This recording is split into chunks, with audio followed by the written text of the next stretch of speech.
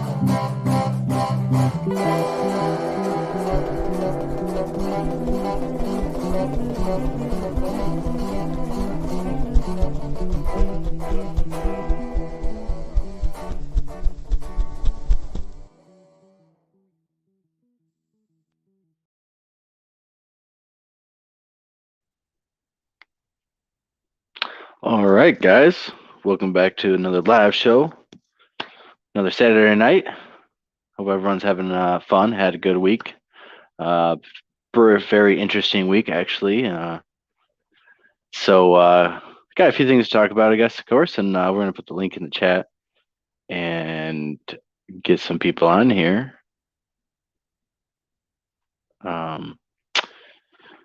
Yeah, not going to go on super long tonight because I'm going to be going out in the field tonight after the show, about just after 11, and going to be out for a couple hours before the rain hits us, I guess. So, I'll be out there for a couple hours,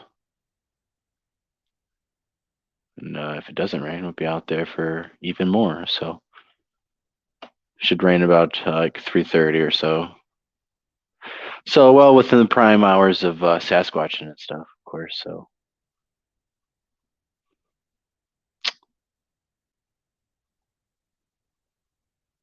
hope everyone's doing good and stuff. I'll put the link in the chat right there. Anyone brave enough to come on, we'll talk about encounters, whatever you want, discussions, skeptics welcome, anything really. It's kind of a fun kick it back, relax Saturday night. We'll talk about anything from Bigfoot, cryptids, dogman, UFOs, paranormal stuff, mysteries, ancient lost mysteries, ancient lost treasures, all sorts of stuff, all sorts of fascinating things that sometimes revolve around each other, or at least correspond in the same areas that you might find yourself in, looking for one or the other. So, it's always something to be mindful. North America is a very ancient place, actually, and a very understudied place archaeologically and historically. There's a lot of stuff that we have not found, obviously, compared to everywhere else in the world. There's a lot of mysteries and unknowns still buried underneath the dirt and forests of this magnificent country that we live in, and we know that what they find in South America is pretty amazing, right? Well, the official theory goes that man had to come through North America to get through South America, right? So if there's all this pyramids and all this architecture and stuff like that, how come we don't see that here in North America? Or is it that something happened, during the Ice Age event 10,000 years ago, of course? So there's some mysteries and stuff that should be here in North America that I think is just as significant as we find in South America.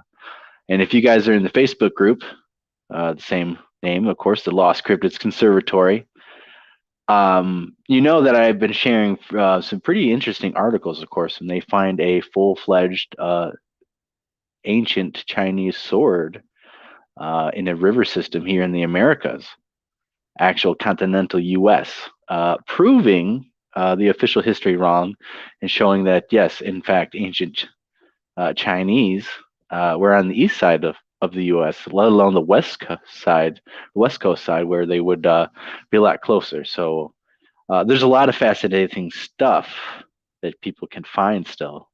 Ancient Roman artifacts and Vikings to Chinese, all sorts of cultures and stuff, which leads to the New World was probably more or less the probably old world, or a well-known older world, because of the historical oral traditions of the Native Americans tell the stories very different than everywhere else. But it all fits into ancient accounts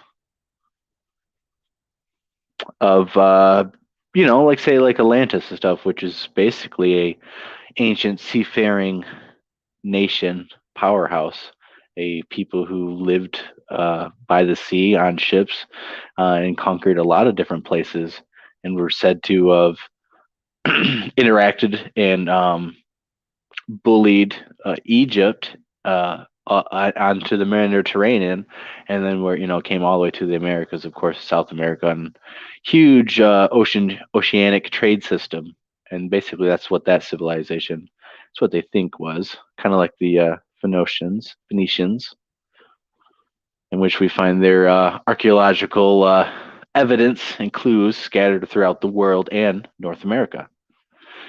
So that always excites me a little bit because, when you're in these areas of Sasquatch and other cryptids and paranormal things, there's possibilities of ancient, artifacts and ancient things, ruins and stuff like that in the same areas. When we went down to Florida, it was very unique too because there's a lot of Native American ancient.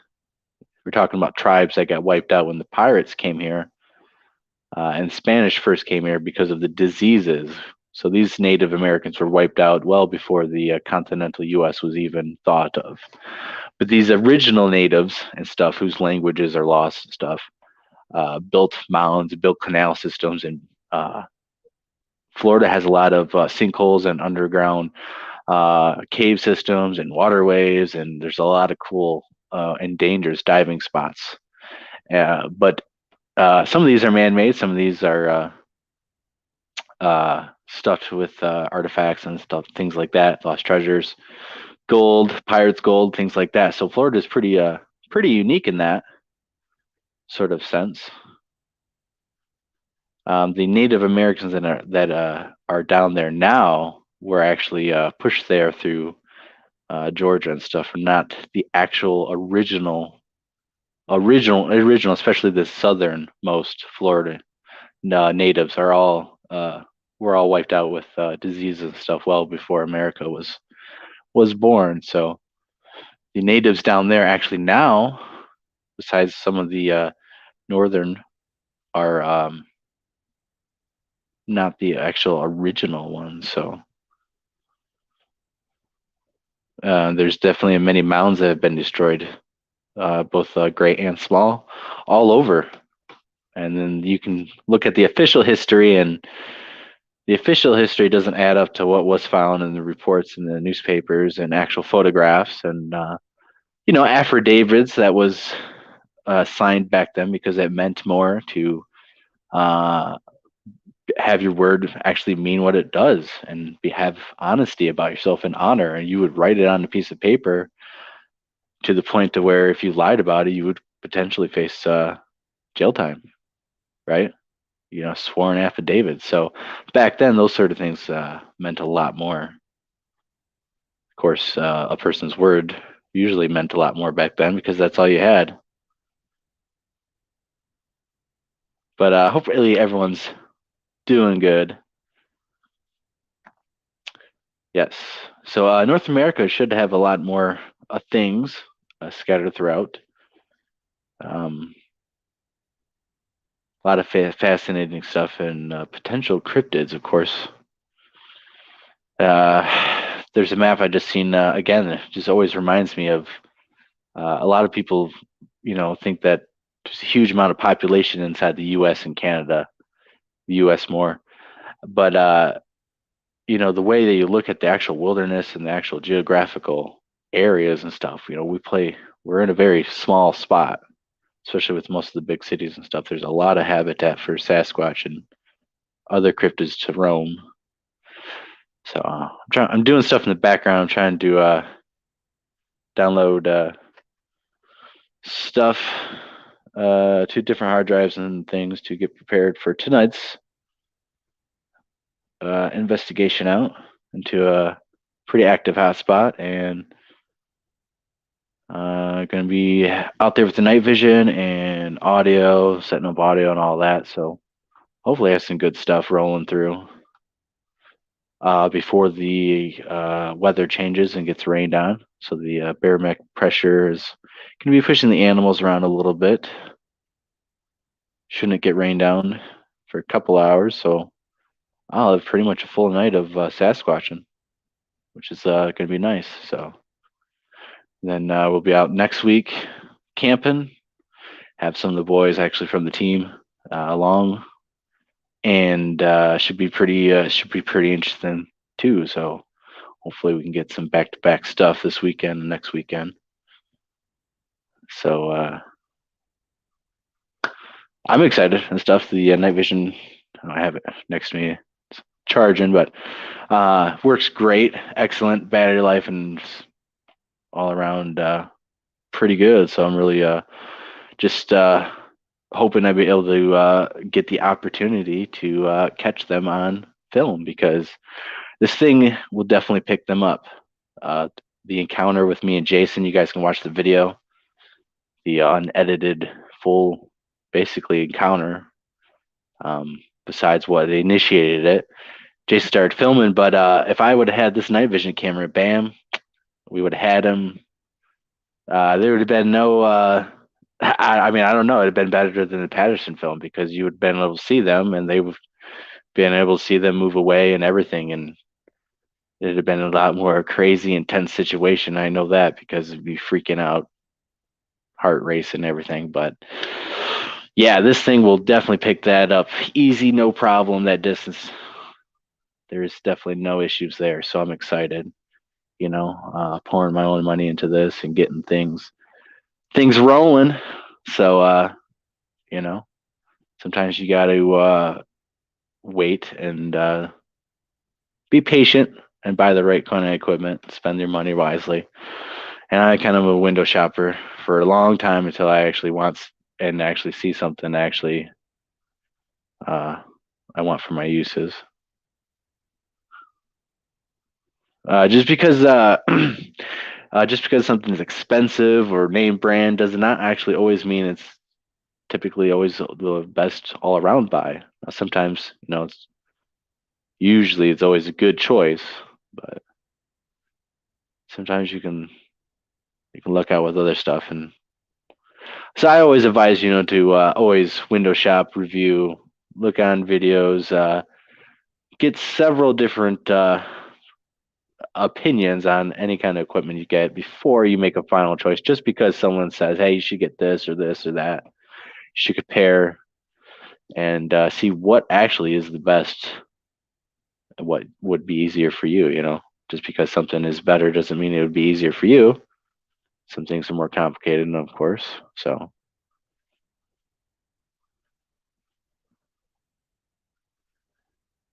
yeah, 10 hours battery life, about 3.5 hours per 32 gig. So I don't know if it'll read a bigger gig or not. We'll see. But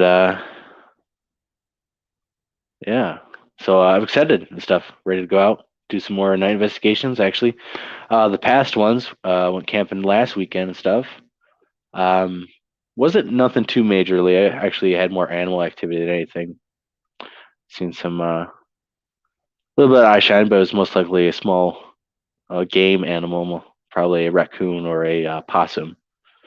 Discovered that there is definitely a coyote den with pups in the area because you could hear them, and they were making pretty interesting, unique audio that I think some people would confuse with, maybe something with Sasquatch and stuff if they didn't know what they were listening to. But yeah, it sounds like maybe two adults and some puppies, basically, and they're off basically somewhere. I might be able to actually sneak in there and actually film them at night or during the daytime and stay pretty far back. So that would be actually pretty interesting to film to show you guys. I'm actually pretty sure I could find the den and film it, but so. But other than that, yeah, we have video that just came out with the graveyard and stuff, and there's a little bit of things, not too much. It was more or less just an investigation, just seeing what would happen. Nothing really did, but the next video that we're going to come out middle of this week, it's going to have a lot more stuff that happens, a little bit more evidence, of course. Unfortunately, there was stuff that I didn't have the night vision at this particular time, and I definitely think that it would have picked up some of these lights that we were seeing. We were seeing, I don't know what they are. I wouldn't really say they were orbs. They were just lights in the trees, a tree line, pretty good size. I would say, between softball to basketball size, because we're a couple 100 yards, 200 yards away, and they're up in the tree. But definitely the one where my girlfriend gets touched by something, and I'm basically almost oblivious, kind of concentrating on this light, trying to film it. If I had the night vision, I think I would have got it. It was very interesting. Anyways, she got touched. I'm trying to film lights and stuff, and very, very odd things that happened. So that this next video has a little bit better and more evidence, and actually some odd audio. I'm not sure what it is. It sounds like, I'm not sure if it's a tree knock or if it's some type of noise knock, but it sounds like it's on a. It kind of reminds me of like a percussion block type of thing, or like a type of non-wood, it's not metal type of knock. So we're doing some audio analysis on that to enhance and bring it up for you guys. But we'll have just the basically a raw video of, or I mean, basically an hour-long investigation video, and then we'll come out and enhance the evidence with different mini clips later. But if we had the night vision, because we were picking up, and that's when she also seen whatever it was crawling across the field, paralleling us and looking at her. And in the video, she's not sure what it is. And then later discussing it, of course, she thinks it's more humanoid, which is very, very odd and stuff. So that one's jam-packed with some pretty cool stuff, and so you guys can watch that. All right, but links in the chat. Anyone who wants to come on, I see Brent's in the chat, the tall ones, and you guys should go check out his channel, subscribe, because he just came with 2 back-to-back videos of him and his buddy going out checking trail cams, actually going off trail into the deep stuff, where Sasquatch is really at, the Pacific Northwest. Really fantastic stuff. Honestly, I was watching a lot of it, and you guys are out there, it seems like, and off the trail, and the uniqueness of that environment is so different than Michigan and other places I've been. It's definitely on the bucket list of places to go. It seems pretty just epic and just just a whole different type of environment than what I'm used to, and it's just gets me excited because Sasquatch is here, Sasquatch is there.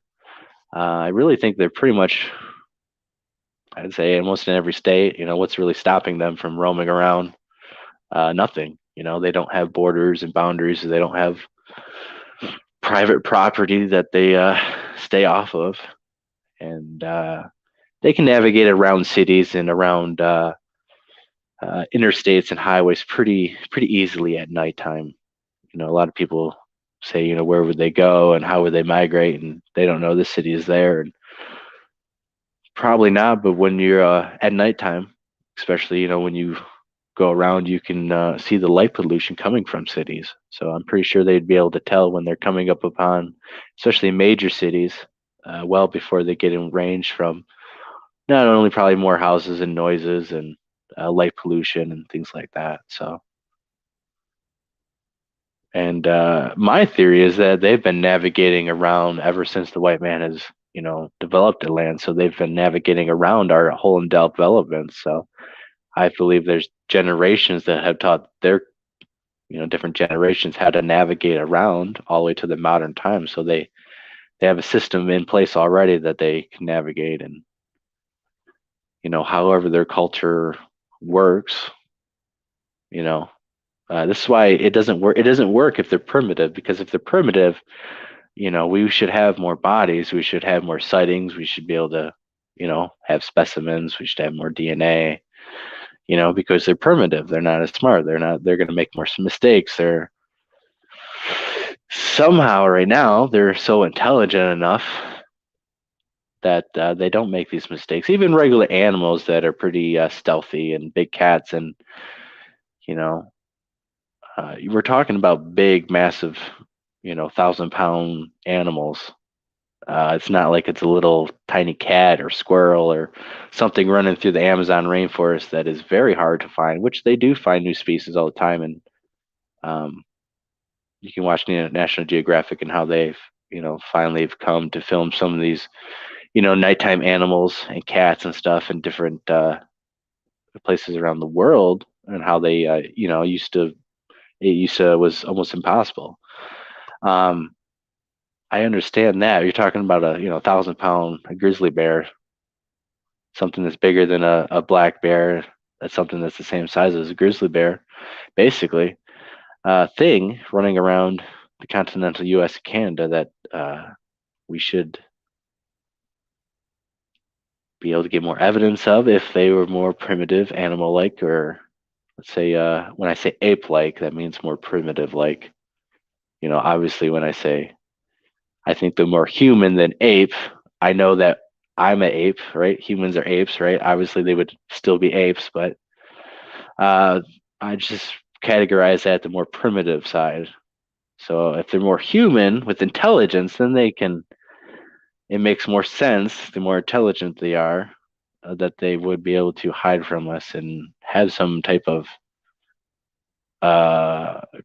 culture in place, rules and regulations of how to conduct themselves with human affairs and traveling across the land, because we don't have random attacks of Sasquatches on cities, or typically reported on residences and stuff, as much as, like, say, as we do now, right? Because now what we hear is stories that most of the people, I kind of scoff at and say that's probably not real. It's probably made up stories. So how many percentage would actually be attacks? There's probably a good percentage, but it's not all these stories that you hear of, attacks a family homestead and then the military gets involved. A lot of those stories are probably fake. Are there actual stories like that? I'm probably pretty sure, yeah. If our government didn't send out and do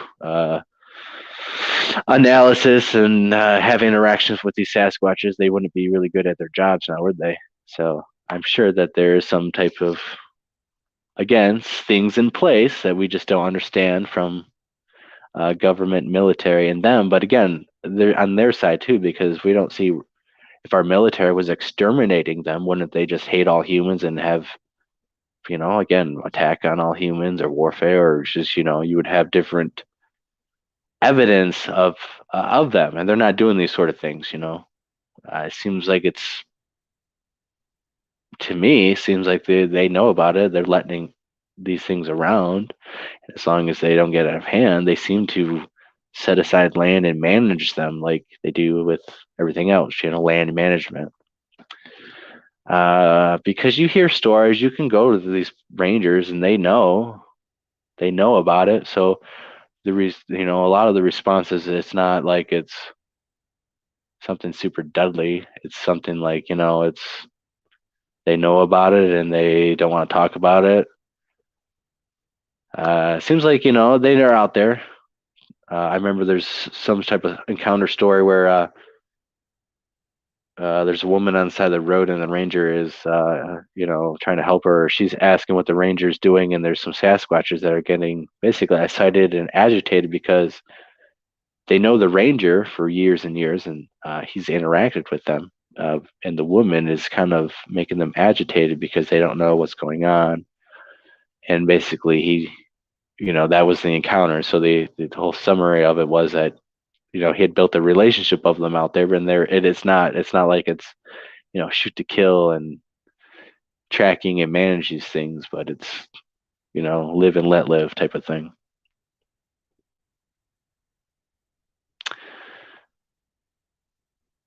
Yeah, it was nice to actually yeah, be out there and live and stuff.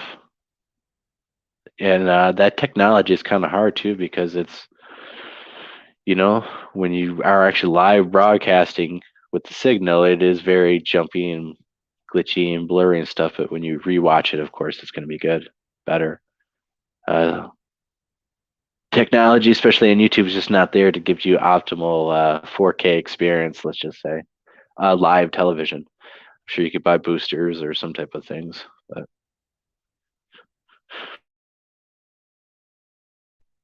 it's kind of why we really don't go live because it looks like kind of looks like crap sometimes. Depends on what phone you have and where you're at. Brent's looks really good and stuff on the YouTube, but yeah, if you want to hop on, Brent, we're gonna be on for a little bit longer.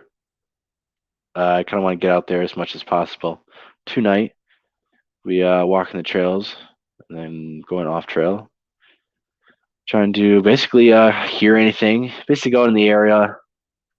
We'll walk in. I might do my usual thing. I do low whoops, so it's not call blasting. But if something's close enough and hears it, it might be interested enough to come investigate and basically, hopefully, we'll get some evidence for you guys of actual evidence that you guys can see, not red circles and what ifs pixelizations, but the actual verifiable stuff that's moving around that you can see physically and that you can tell and identify as much as possible. It is hard to actually get this kind of stuff right, but uh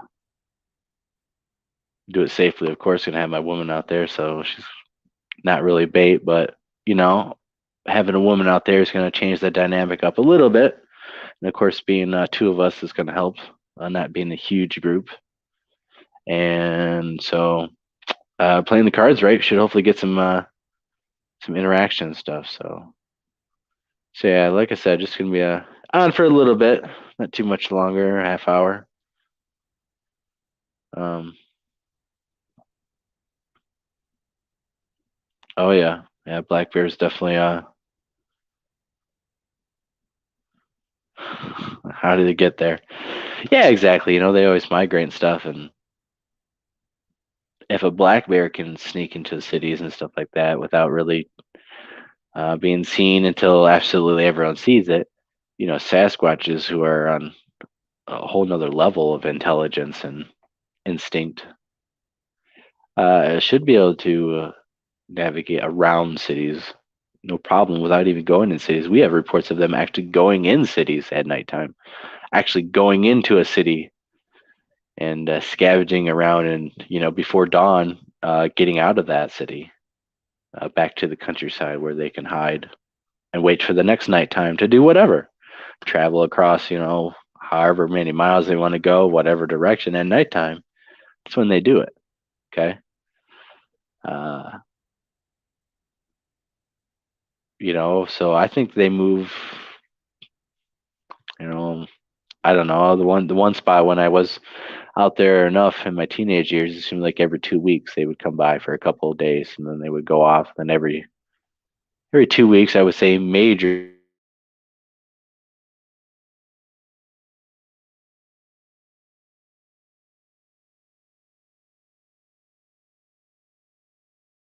other ones could have been there, but it seems like every 2 weeks they were in a good.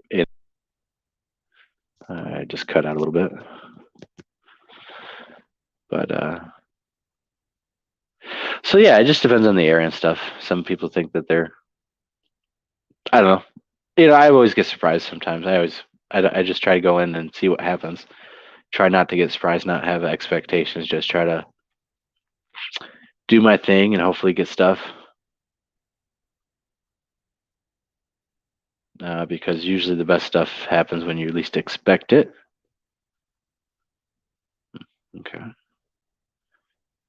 And then we always try to just be safe about it, I try to get some epic footage, show you guys, but I want to do it as safe as possible. So there's the link in the chat for anyone to come on, honestly. Come on, chat for a little bit longer, about 30 more minutes. Then I'm going to go out and have some fun.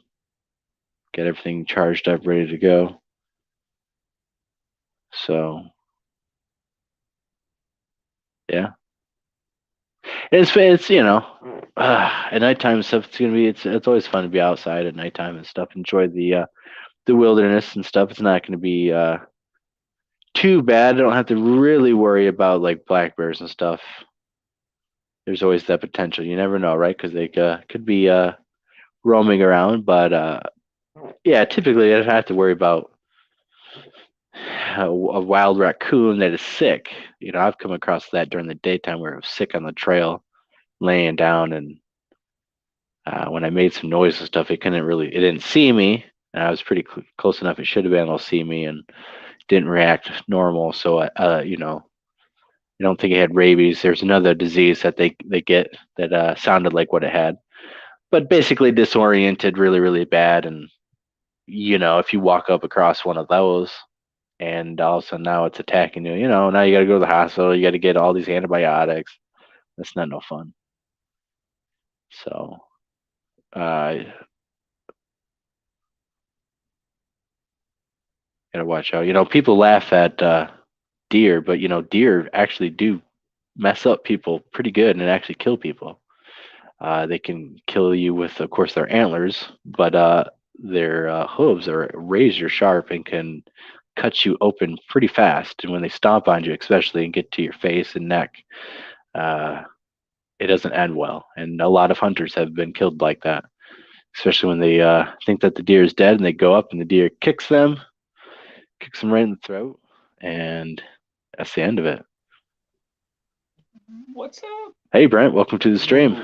Well, I got YouTube in the background. Ooh, rookie mistake. Oh man, you're sideways, man. Yeah. Hold on a sec. I like that trick. Yeah. I'll get corrected. There we go. How's it going, man? How's it going, man? Doing good. I'm excited about going out. How was your trip, man? Tell us about that. It was pretty epic looking.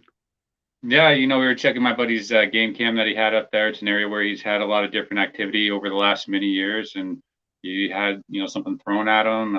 He's come across some really interesting prints, different vocals, and so it's just like a high interest area. And it's ridiculous amount of history with Bigfoot in that area that it's kind of one of those no-brainer areas that you go.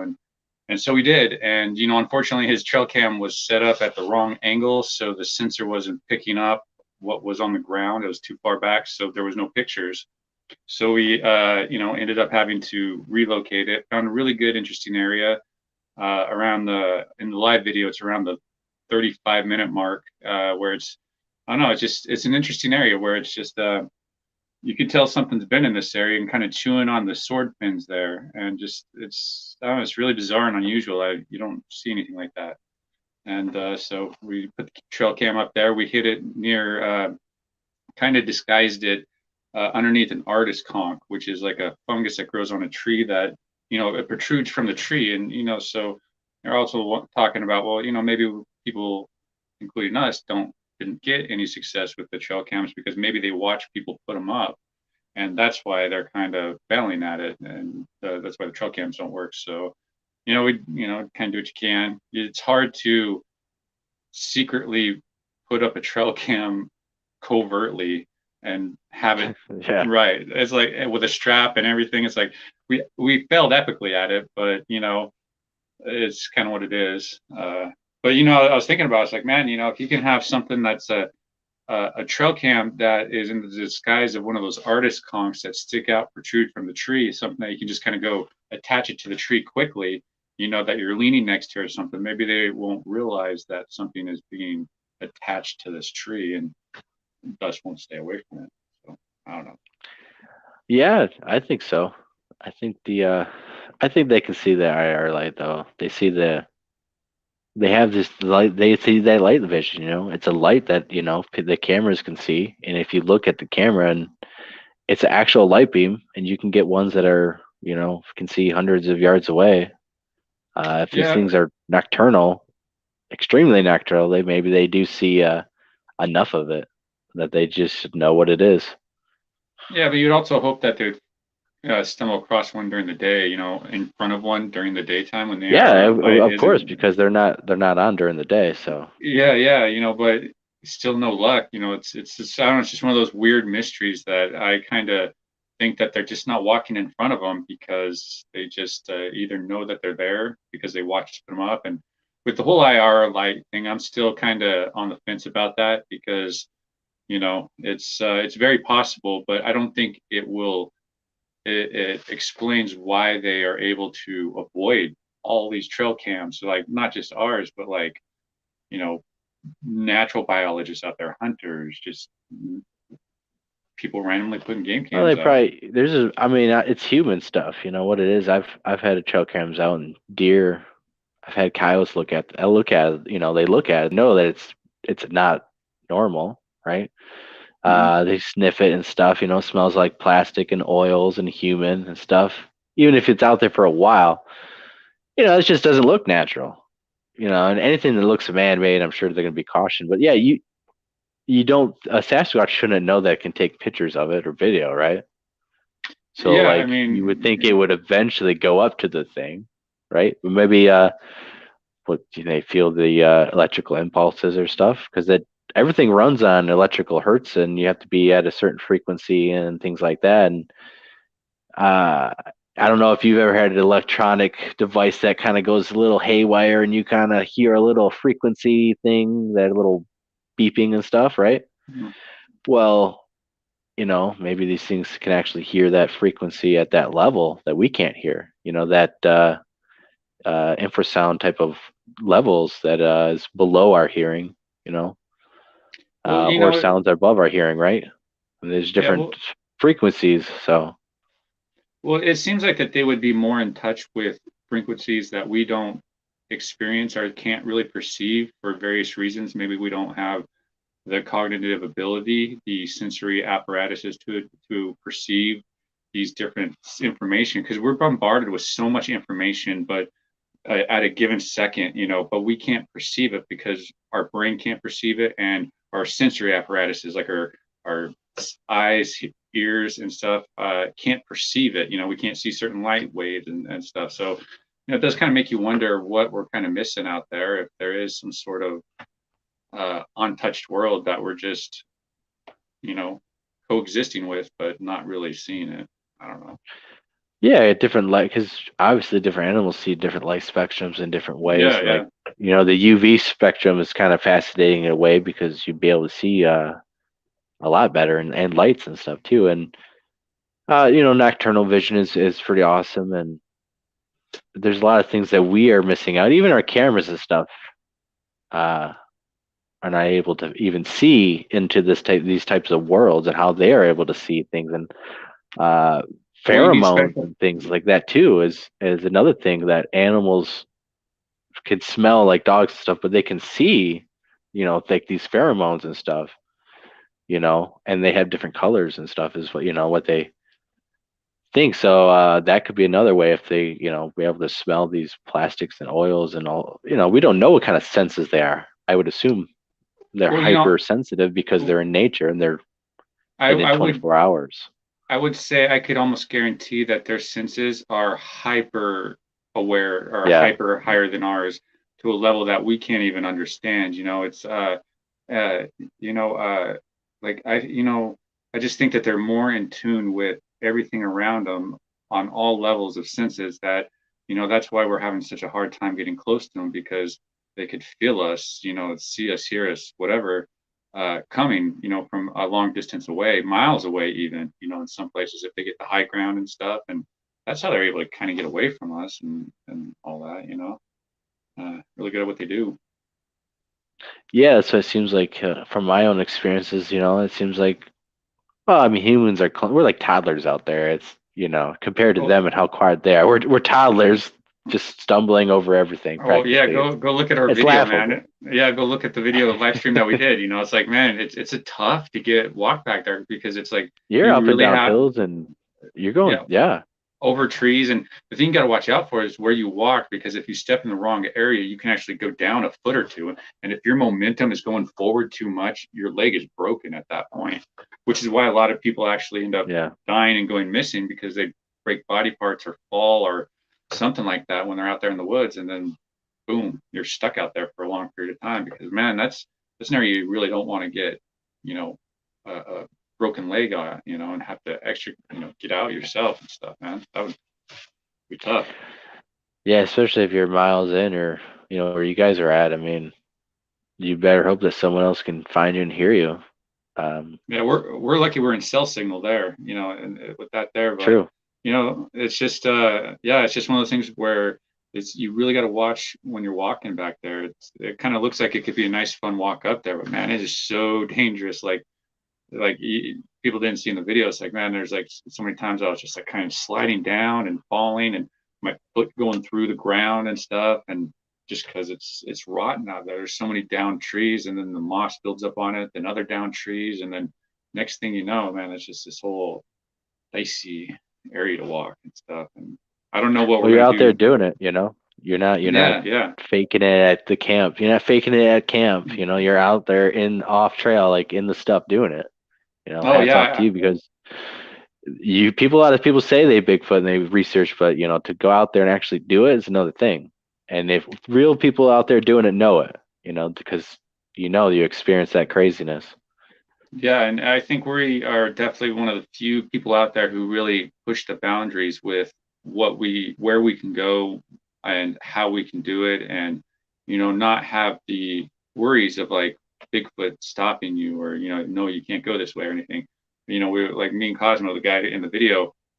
We've been doing this for like the last 5 years or so, and man, we've been like literally everywhere, and he's so good. Like his skill levels far exceeds mine, and because he's such a really good nature observer. He can notice the subtle things in forests that's like I would pass up, but he's like, ooh, he's so in tune with it that it's really great to have people like that are such really good observers that they can pick up on the subtle nuances of all the little things out there that are kind of going on. Because when you're out there, you're trying to absorb so much, and especially when you're trying to film, it's hard to like observe the natural landscape. But it's good going out with people like that, and because that's when you really find some interesting stuff.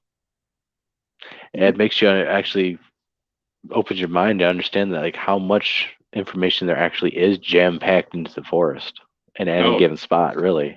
yeah, it's like it's something that you can easily. It's like a puzzle out there to unsolve, and each little puzzle piece fits here and there, and somewhere in between all that is Bigfoot, and they exist somewhere in between the layers of nature. That's just where they are, and they're just so good at it that we just can't find them.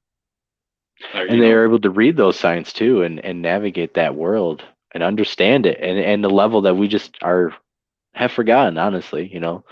Maybe one day we had it. Native Americans were pretty good hunters and one with nature. They we like to esteem them too, but Bigfoot's like on this whole different level of actually living in there yeah, 24/7. I And watched I watched a movie or a documentary called Blood into Wine. It's a documentary about the lead singer of Tool, Maynard. He opens up a vineyard in Arizona, and it's his journey into becoming a winemaker. But he has somebody on there that talks about how his senses, because he's a winemaker, this individual, not Maynard, this guy that's helping Maynard. But he is a mm, very experienced winemaker, and he was talking about smell and how he can smell certain flowers on like the next ridge over, which was like a mile away, and he could smell it when the wind brings it down, and how he's able to pick up all these different senses, and how, when you actually use your senses more uh, in a way that is in a way that's more beneficial for life, you start developing that more. It's like a muscle memory. But like for us, man, we don't have to develop those senses, so we don't use them as much. So we kind of start getting desensitized and start losing our Yeah. ability to really perceive reality and nature and everything that's in it and stuff. And but we can always go regain that, but you have to go, you know, live out there with nature, as nature, pretty much. Yeah, yeah, exactly. This modern society, this modern age, right? We're so smart in technology. So we've lost a lot of things that I would say made us human, made us smart Oh, originally to absolutely. conquer this Yeah. world. Yeah. You shut these lights off, a lot of us are not going to make it within the first year. If these lights don't go back on and we don't have these amenities, I'm telling you, it's nothing like it used to be. We are not prepared as a human race, society, or individuals at all. We're Yeah. not prepared in any sort of way with mindset of preparedness or how to do stuff on the scale of everyone. 200 years ago, everyone knew how to survive. Everyone, if something Yeah. happened, you could go out in those woods, you would be okay. You could rebuild your house from scratch. How Yeah. many people can do that? It's weird because we're not even that far removed from the hunter gatherer Yeah, society that we were in, and here we are. We can't, most people like the flatlanders, like we see them out there in the woods today, like trying to park or trying to, it's like it's hard for them. They don't have that nature sense, and it's something that you can always develop and everything like that. But it goes to show right, you the right. people who are always living in the city, living in that unnatural environment, how they lose those senses and perception of reality and nature and how to perceive it. And that's something again that Bigfoot has on their side, is that a lot of people aren't out there looking for them, and a lot of people can't perceive them when they are out there looking for them because they don't have the developed tools and Yeah. senses to see them. And Sasquatch is the opposite and have developed to Oh, probably hands down. coexist and read humans and stuff like that. So they easily can go around us. And like I said, we're toddlers, so Yeah.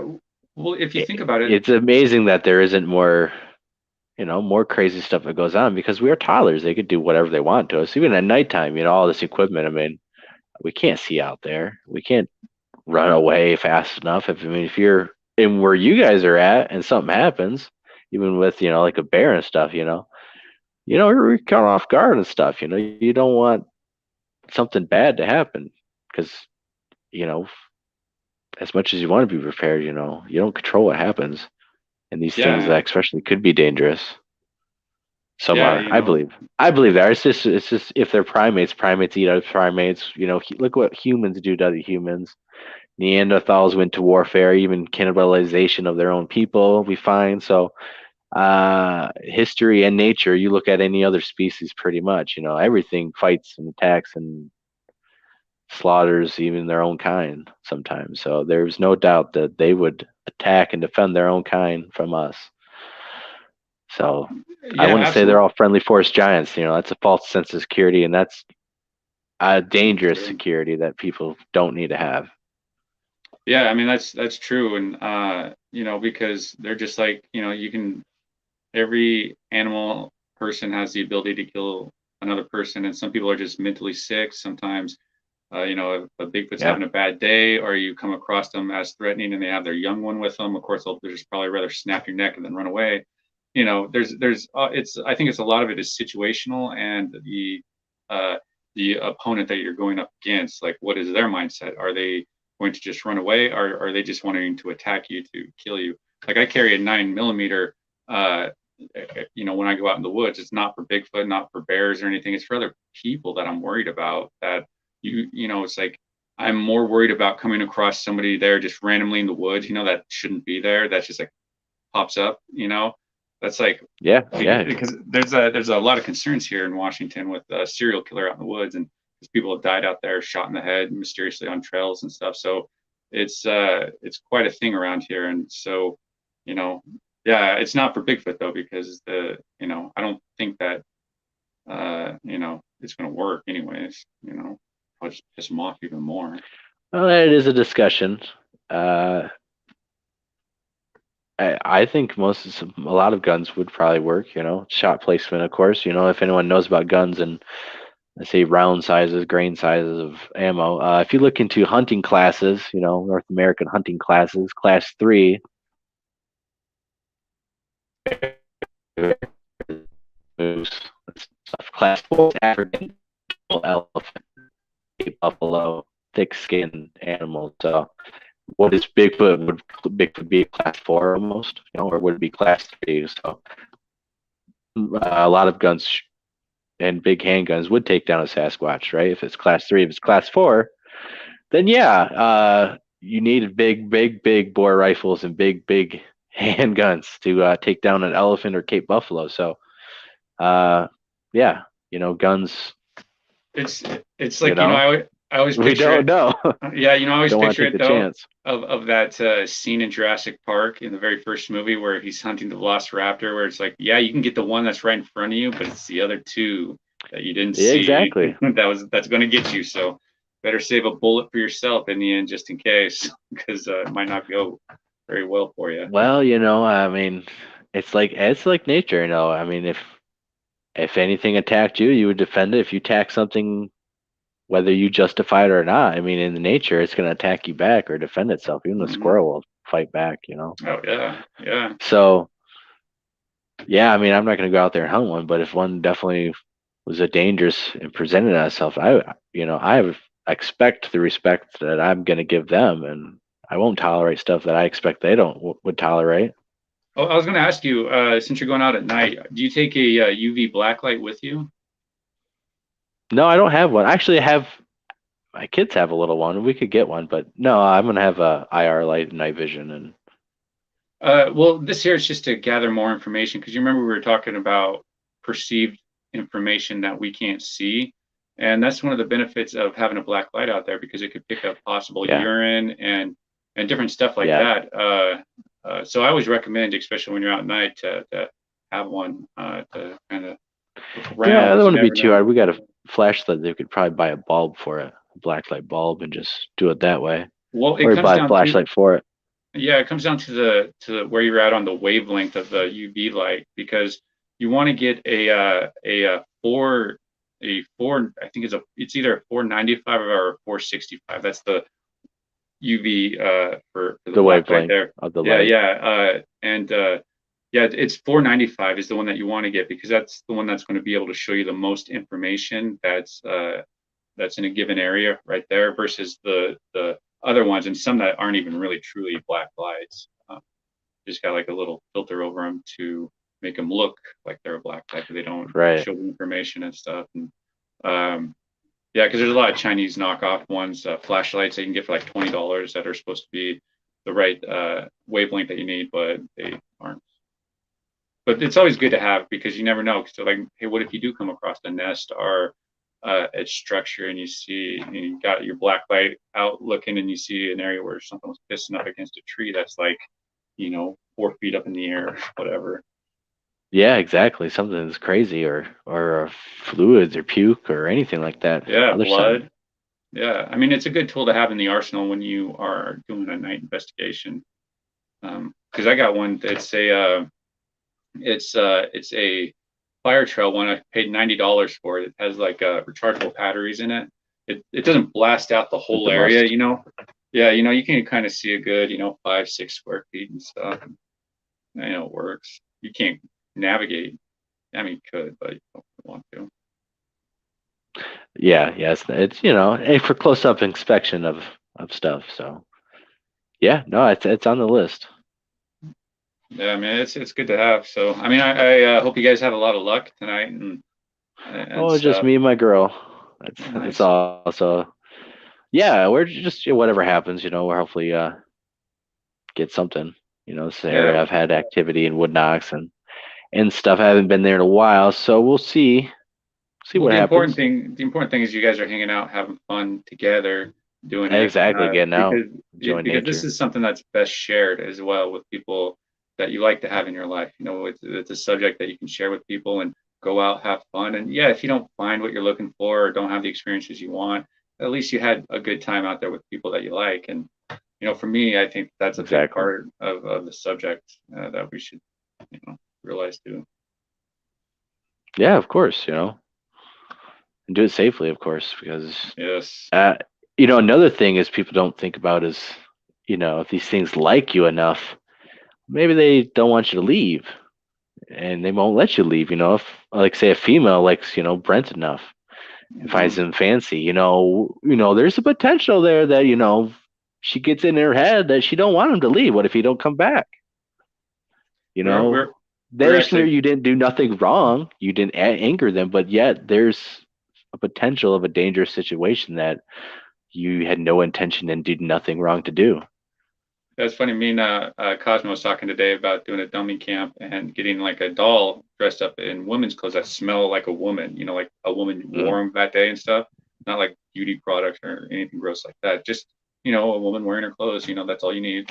And putting it in a decoy tent up in an area right there. And I don't know, maybe they'll be attracted to that smell and that a female like that, to try and pique their interest, because women are less of a threat than men, and their smell is so much better, so they know it's there. And I don't know, it's just something we're talking about trying, and having fake snoring sounds in there, so it sounds like something's actually in there. I think I think the smell thing is excellent. The female hormones is definitely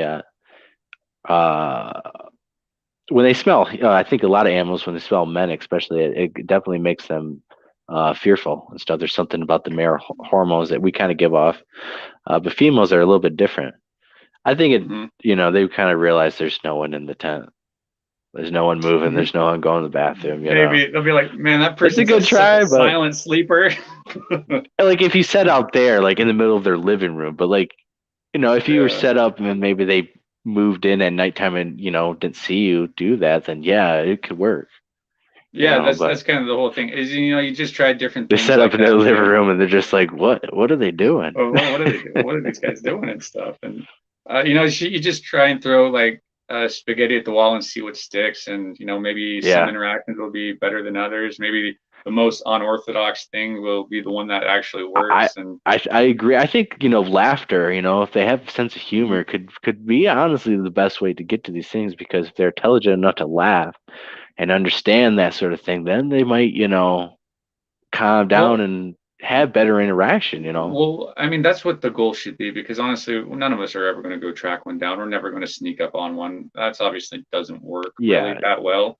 I think the key is to try to bring them in towards us. What can we do to make ourselves more interesting for them to want to come and check us out, and do it in a way that they can be safe? And that's why flashlights at night is something that I try to avoid as much as possible. I try to use ambient light in the camp, where it's just a constant light that it's not projected anywhere. It's spaced down at the ground, so you don't have to worry about being exposed, and it's a predictable light source. Because I think with the flashlights, when you're out there with a flashlight flashing lights around, they're never going to come up anywhere close to it, because that's an unpredictable light source that will keep them away, because that will easily expose them out in the night. But if they had an ambient light source of a something that they can know is a predictable light source, I think they'll might feel more comfortable going up closer to those areas. And that's something that we're going to focus on more this year. Is I got a bunch of things to set up for ambient lights, and it's experiments I've been doing for a while, and just want to try and flush it out a lot more this year on seeing if it helps bring it in, or helps create an environment that makes them feel comfortable to come in closer. Is the key. That's what it's about, is actually getting some real interactions. The next level of, even if there's the next Patterson film and all this evidence comes out, still has to be all this interaction that we need to get. There's all these different levels of stuff that we need to learn from them still, and you're only going to get that through interaction, especially when they're going to want to interact with you on purpose in the open, or even if they're behind a tree. And eventually, if like the encounter that we had, they were behind a tree and they kind of announced themselves, even though they were skittish. They took the whole chance of not knowing what we would do, and there was the chance for an interaction. And if it could happen there, it could happen during the daytime. And get it on film, experience it. Hmm. Should if you're in an area and you do it enough, they recognize you and they like you, and it's situational. If they're not open to do anything, they're not going to do anything, no matter what you do. Hmm. If you find one or a group or young ones, because they're a little bit impressionable, right? Get a little troublemaker boys like what I got, and you might get some good interactions, but mom and daddy might not like that. So Yeah. I mean, it's just that's hard. true.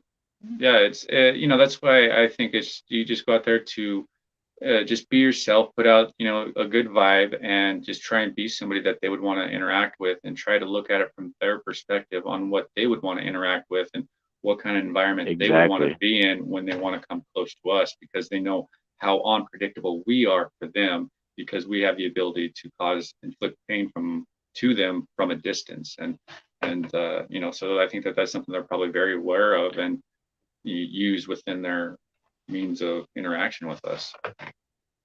I'm sure they've studied people and how, obviously if they don't think like you're suitable for interaction, they're not going to want to do it for whatever Yeah. reason. You might sound bad. Well, You might it drink too much and act a fool and stuff. Why well would it's they, all all sorts of reasons why they might not like to interact well, with the well, person. well also could be that they feel like they are being tracked by a person. I think if an animal like a Bigfoot feels that they're being tracked or being pursued, I think that's going to keep them further away. So, if you're going in there cloak and dagger, like trying to be all covert and stuff, which, I mean, honestly, nobody's going to do unless you're Yeah. like seriously, none of us are going to do it.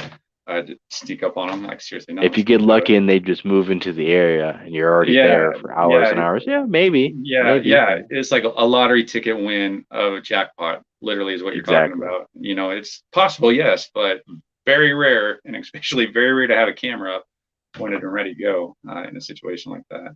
But they do happen. You just got to be there at the right time and the right place for it. Yeah, exactly. Yeah.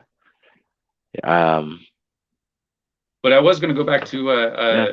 the Bigfoot and their mind, and how they have probably so much more mental capability than us, and perception and senses even possibly, because they likely eat mushrooms out there, and it's been shown that the psilocybin magic mushrooms do a lot in as far as microdosing, as far as brain development. It's being used to help treat PTSD, and it's going to be used something more widespread in the Hmm. future because of how it interacts with our brain, and what it does as far as our neural pathways, and promotes brain growth. And so it makes you wonder if they're out there constantly eating something that is developing their brain, what does that do for them? Like, does that put them even on a higher level, mentally aware of us, than us, because their brain is far more developed in a way that we can't really comprehend, because our brain isn't developed like that. So I don't know, it's something you Well, I wonder mean, about. intelligence is in the eye of the beholder. A It's subjective, bookworm who yeah. can do all this math stuff is, a genius. But if you go tell him to go try to repair a car, he might flat out look like a joke to a redneck who has no education at all, who Yeah, can yeah, build you a car exactly. from scratch with scrap parts from 12 different cars. Hmm. So, does he intelligent? Is he not intelligent, right? Is the genius intelligent or is he not intelligent? So their Yeah, intelligence works in a totally different way than ours would. I think So so. yeah. It's a completely different intelligence, and people always try to compare us to Bigfoot as intelligence. I'm like, you can't really do that, because they're on a different intelligence level than us. Not that they're smarter than us, but I think that they are in so many different ways. But as you pointed out with the car, we're so much smarter than they are in different ways. But which way is better for or which way is better for living a natural life going forward? Being able to repair a car and fix a car, or to be able to live out in nature, among nature, with nature. I think they are the ones that have the intellectual advantage that we just don't. And we have, like I say, intelligence in some ways, but not in others. As we were talking about earlier Yeah. with the flatlanders, the city folk who don't have any experience out in the woods that go out there for the first few times, and you can tell and stuff. And yeah, You call them flatlanders? Is that what you're saying? yeah, yeah. Because they Just don't go to the mountains, into the yeah. woods Well, over there? they live in the city. The Yeah, they city's live in the flat. city. That's Yeah, the great. city's flat here. Yeah, and so whenever they go to the mountains, which is where the woods are here in the Cascades and stuff, and you can always tell the flatlanders too because they don't know how to park out there, and they park so ridiculous where it's like, come on, guys, just you can't park here. And like it's just yeah, it's funny. It's just kind of what it is. It's everybody has their own experience level out there, and it's good people are out there enjoying nature. But yeah, you can always tell the flatlanders, and I'm sure Bigfoot can tell the flatlanders, or even people that do have skill level out there. They can pick it up real quick because we were talking about like we were talking about in the live stream today, and in the last one that we did, it's like there's perch areas where they can just watch you for a long time coming up that way, not being seen, and then can easily leave, as you get closer to that area. So there's so many ways that they can kind of like navigate and move around there. Track how many people went this way, who's in the area, or exactly. Especially if people come to there all the time, they recognize that person. Oh, it's Bob, the old man who comes here every Thursday. He's doing his normal routine. And like 95% of people stay on the trail. Like they don't get off the trail. They just follow the trail. And so you don't even actually have a lot of people that go do kind of like what you saw today. You don't get a lot of people doing that, going off the trail, because it's a lot of work and there's no real need to, because, for a hiker, there's no real need to go that way, because why do that when you can just go on a well-seasoned trail and stuff? And so you don't get a lot of people going off trail, kind of doing the bushwhacking stuff. No, it's a little bit more extreme level of people who want to push themselves to that next level, or be out there for a reason, survival or Bigfoot or hunting. Yeah, but it goes to show you that it's like, well, that's also a reason why Bigfoot hasn't been discovered, is because a lot of people aren't in the areas where they are probably really hanging out at, because it's not desirable to get into those areas because it's a lot of work. Like, man, it was hard. That like what we did today was a lot of work, man. Like always constantly watching where you step, and getting older too. It's like your joints start to wear out, and you start to feel it towards the end of the day and stuff. But that's what I think you got to do, because I don't know. I just think you're more likely to have an interaction or find good quality evidence in those bushwhacking scenarios than off some beaten trail that everybody and their grandma uses, and likely to fake prints on too for other people. So right. Yeah, I liked before we wrap up here, I got to get going. Yeah, you do. Yeah, I kind of do that. If I think I'm getting action or interaction stuff, I try to acknowledge it and not acknowledge them, and then move to a different area. Kind of piques their curiosity of acknowledgement. But then if I have the same activity in this different area, it's not an animal following me, right? It's not a raccoon following me, throwing stuff at me or whatever. But also that, like you said, that you kind of do your own thing. You acknowledge them, and then I'm kind of doing their own thing. I'm kind of baiting them in a way, but I'm not chasing after them. I'm kind of letting them know, hey, yeah, I know what you are. I know what you're doing. I'm kind of here for you, but like I'm gonna go over here. Play hard and to get. Yeah, play a little bit. If you guys come after, then it's kind of game on, because I'm gonna try to interact with a little bit more, right? That's a good way to go. Yeah, I kind of give them the opportunity to do whatever. I push a little bit, try to get the interaction, and then I say, okay, let's move 200 yards away this way, because a deer's not going to follow you, a squirrel's not going to keep following you. Mm-hmm. Whatever. Uh-oh. At least it wasn't a weird face that he froze on, huh? Which hear me? Yeah, I can hear you now. Basically, every animal has evolved to be afraid of humans, and deer can tell the human gait in the woods. They can tell that it's us bipedally walking in the woods, and they'll run away just by the sound of our footsteps. Okay? Oh yeah, that's why you're never going to sneak up. Every animal has evolved to basically fear us and learn our signs and signals and smells and noises to run away. Mm-hmm. So if there's something following you, it's abnormal animal behavior. If it's a normal animal, And to me, it kind of points more to Sasquatch behavior, and it kind of gives you the extra validity to it, because this thing keeps following you, right? This odd behavior, this odd thing, whatever's happening, right? And Yeah, anything more you being always hear. stacked on, it helps. Well, there's a video that me and my buddy Cosmo did up at this high interest area that I think is probably, like, if Bigfoot's anywhere, it's at this area. And so we've been investigating it for the last many years, and we have an experience like that. I have it on video and stuff from like 2 or 3 years ago of something shadowing us, and it was weird because it was like playing with us and like it was out there with us, and it's like different areas, and we tried to I tried to cut it off, and like you try to expose it, but what it did is it went this other way, so we try to go after it, but like it's so dense there that you can only go so far. But it was weird because it was with us like around this pond area, like back and forth different areas, and you could just hear it out there shadowing us just out there in the distance. And it's like, okay, we know bears don't do that, mountain lions are the only animal that will do that, but this was not a mountain lion because you're not going to hear a mountain lion stalk you. A mountain lion will stalk you like literally Especially half two the day. people, two Huh? adult, Yeah, two, yeah, two adults, two adults. people. It's not normal. No, and it's like and how it was following us and stuff. I was like, man, this is weird. And it was just it's just one of those things like you were talking about, how they'll just shadow somebody. Yeah, I think it helps, especially because if you get an activity in the area, you don't know what it is, but if you move and it follows you, that adds validity to whatever you're experiencing. It's just not too many animals do in that. An area, and it's a raccoon over there, and you never know because you don't see it, and but if you go somewhere else, that raccoon's not going to follow you, and if it is, you should be able to tell really quickly that it's a raccoon. Yeah. It's not a porcupine. So everyone take care. Brent, thank you for coming on. I appreciate it. Yeah, absolutely. Good luck tonight. I hope you guys have a lot of fun and have some good experiences, and it doesn't rain on you. Hopefully we can bring you guys something to enjoy too. That'd be the icing on the cake.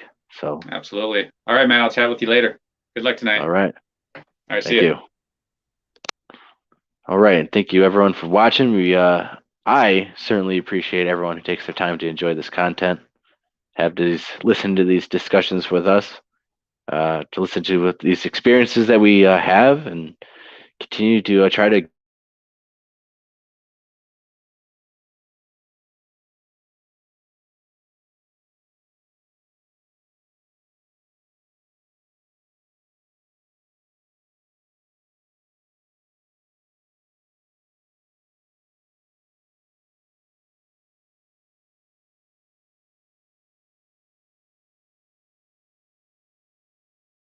get out there doing our thing. Nothing really too special. Okay, I'm back. So I'm not sure. Anyways, I just appreciate it. And, if you're going to get out there and do this, get out there, do it right, do it safe, do it at your experience level, and ask someone who you think could help you and what you should do and how to go about it. So everyone, please take care. We really appreciate everyone who enjoys the show, and we'll see you guys in the next show.